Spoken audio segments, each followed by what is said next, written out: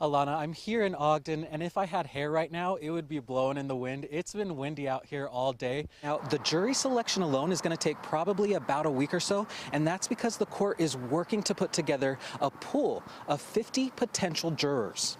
People actually began camping out in front of the courthouse last night in hopes of getting a front row seat to witness the sentencing for themselves. Even in the dead of winter, Midgley has around 10 different varieties of citrus, including grapefruit, as well as a handful of different vegetables like beets that he can harvest. I want to show you just how bad this really is. We just take a look down the street. We talked about streets caving in.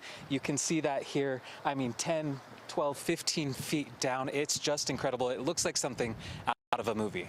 Major General, what does it mean for you to be able to host a sitting president here? One of the biggest reasons for the decline in the monarchs is the lack of habitat. Milkweed, like you see here, is often considered a weed.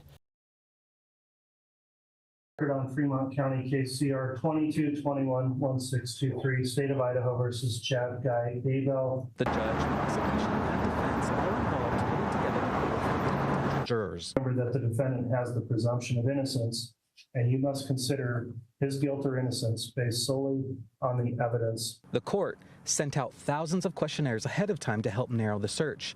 To further narrow the search, small groups are brought in and asked questions. Are any of you related by blood or marriage to the defendant? Judge Stephen Hippler tells ABC4 there are 3 reasons they need a pool of 50.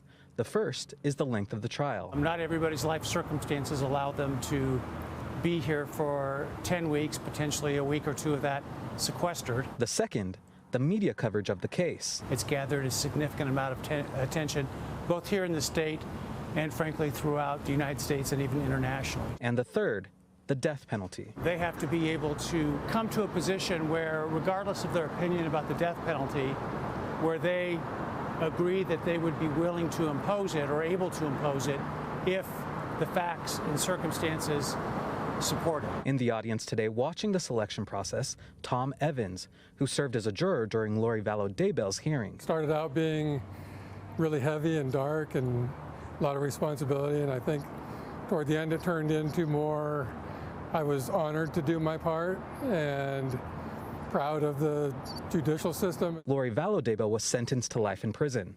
The death penalty, not an option in her trial. As much as I'm pro-death penalty, I believe that we need that. It would have been really hard for me to sentence somebody to death. It would have cost me something. So I was just really glad that I was not confronted with that. And I feel for the jurors who are more than likely going to be. Not a joke. We're all here freaking out. Sarai Secha Monroy spent the morning anxiously waiting outside Ogden High School to pick up her 16-year-old brother. I hope they do catch whoever called, and I hope they get consequences, because this isn't okay. It's not. She says her brother sent a message to the family that said, quote, "I love you if anything happens." He's the type of person to be like, oh, you know, well, if the shooter comes into my school, I'll beat them up. That way they don't hurt nobody. So the fact that he had to message us and let us know that he loved us and he's okay shows that he's scared. It made me panic a little bit. Annie Campos says she was glad to learn her son's school was safe. But then My sister sent me a video, and she was in a room full of kids and they're all on lockdown, but she said they're safe, and I just wanted to make sure everything was okay. Thankfully, she soon reunites with her sister. Police say the phone call comes in at 9:30. The school quickly goes into lockdown. Officers from across the county respond. We take every single incident like this seriously. We will always take it seriously. We will always send our officers, and everyone from around will always respond. They quickly learned the call is a hoax. Our investigations bureau was on scene, and they are working with their federal partners right now based on the scale that it's national from my understanding. While there are no physical injuries, damage has been done. We have students, teachers, parents, family members that are now traumatized as a result of this incident, and that is not okay. We have to do better than this as human beings. Is this a scene out of a movie? No. It's a look at the scene in Elko, Nevada, which is being infested with Mormon crickets. 3 minutes later, my husband called out, and they were completely all over our property. We have 2.5 acres, and they were marching in the front and the back, through my garden, and everywhere. Julie Halling lives in Elko and says this has been a problem since Memorial Day. When you bait them on your own property, they keep coming and they keep eating the ones that were there before them that have passed, and they smell horrible and they're slimy. Could this soon be a reality for Utahns as well? Don't fear. Normal crickets are an ugly critter, but yet they're here. They are an important part of our ecological system. Chris Watson with the Utah Department of Agriculture and Food says Mormon crickets live in rangeland and typically don't cause harm. But about every 20 years, there is a population boom, and with it comes some problems. They do eat a lot of rangeland, so people who are grazing the rangelands at that time, there's nothing to eat out there because they've grazed it all, and now they're starting to move into the farmlands. Matt Palmer was in Tooele County during the 2002 infestation, which affected nearly 2.5 million acres statewide. Pretty eerie. I was out there and I wanted to see how big this group was, and so I started walking around it in the rangelands, and it was very long. I mean, 100 yards long and about 50 yards across. He says he couldn't believe his eyes. All lined up going in a certain direction. And so you'll walk out there and they'll kind of go around you, but they're traveling. Watson says typically the crickets do better in drought years. Eggs laid at the end of the summer need moisture, but not too much to survive over winter.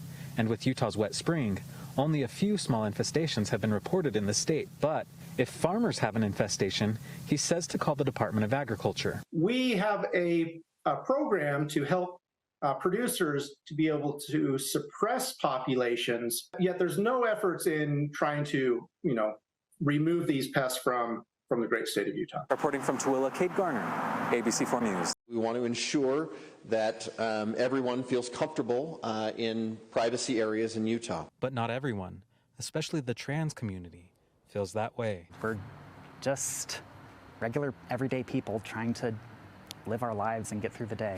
Lokren Murphy is a transgender woman who lives, works, and goes to school in Utah. This bill needs to stop targeting transgender people. House Bill 257 is called Sex-Based Designations for Privacy, Anti-Bullying, and Women's Opportunities. The bill originally barred people from using restrooms in public buildings that did not align with the gender on their birth certificate.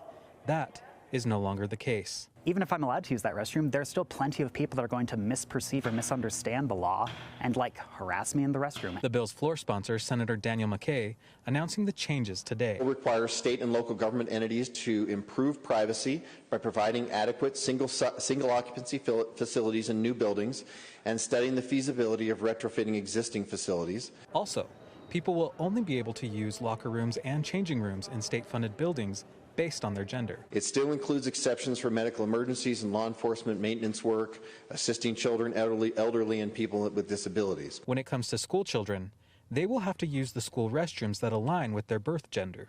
Both as a mom and as a pediatrician, I have this kind of gut punch feeling that I can't leave the kids behind. Senator Jen Plum opposes the bill, both as a healthcare professional and a mother of a transgender daughter. Our trans community members are 4 times as likely to be assaulted as the rest of the community. So they're actually the ones jeopardized in bathrooms. Equality Utah says the bill will likely lead to litigation. This is going to lead to harm in our schools. Children being confronted in a bathroom setting. We already know transgender children are often fearful of bathroom spaces, and this does nothing to help alleviate those concerns. In the blink of an eye, the small black and orange brambling disappears into the trees. Oh, he was excited. Lou, it's a brambling! Lucy Smith says her husband was looking outside Monday when he noticed a finch that stuck out from the others. Yeah, it's kind of a fun bird to have. The National Audubon Society says the brambling is a common finch in Asia and Europe. During the winter, small groups may migrate to Alaska from Russia, but it's a sight rarely seen in Utah and unlikely to be noticed by someone who is not a bird enthusiast. My husband is very prolific. We'll be driving down the road going 65 miles per hour and he can tell me what the bird was that he saw. Smith says her father-in-law is where the family's obsession started when he began birding 70 years ago. So of course, they had to tell him about the visiting brambling. They're intriguing because, hardly anybody sees one. Until Monday, Arnold Smith had never seen one of these birds, even after spending thousands of hours birding. I was here for 4 or 5 hours. I wanted to get a picture of it, and I did get a pretty good picture of it. It was fun. The Utah Birds Record Committee only has 2 previous recorded sightings, with the last happening in 1985. So, when the Smiths posted about it online, birds were not the only thing flocking to their yard. This was a life bird, as they say. Josh Kreitzer drove up from Orem. I thought, wow, that's an awesome bird. And then I thought, why don't I just take the day off and come try to see it? And he's not alone. This week, about 100 people made the trip before him. Zipped up here, and within 5 minutes, found the bird. It took off for a while, but I stuck around for about an hour, and then got some nice shots, and it's been great. We go out birding, and we like it when we get hospitality, so it's always nice to return that hospitality to other people.